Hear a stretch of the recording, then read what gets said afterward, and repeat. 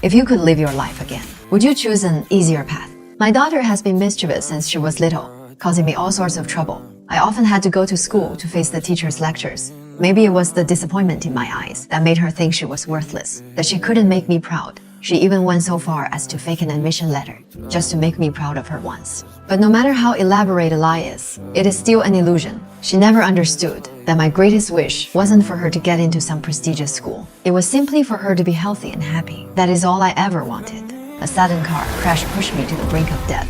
But in my fading consciousness, I miraculously traveled back 30 years to a time before I became her mother, back in my youth. Even more amazing, my daughter also traveled through time and appeared by my side, becoming my cousin. This child, filled with guilt and a determination to make things right, was set on changing my destiny. She helped me buy the first TV in the whole factory, organized the volleyball game I never got to finish, watching her bustle around, racking her brains for my sake. My heart ached, but I was also deeply moved. I quietly went along with all her arrangements, because in this inevitably brief reunion, making her happy was my only wish.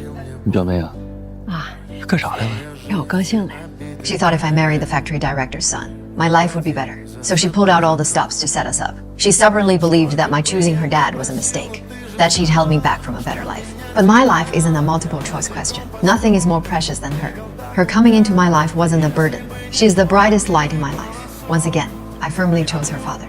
Thanks to my efforts, my daughter finally let go of her regrets and met her young father. I knew she had truly released her burdens. But this beautiful dream had to end someday. I didn't know when we'd part, so I poured all my love into her in the limited time we had. Good times are always short. When she noticed the cute patch on her pants, she finally realized everything. 可是我妈现在还不会缝啊。 This wasn't a dream she crafted for me. It was the final sanctuary I built for her. She threw herself into my arms, crying, begging me not to leave her.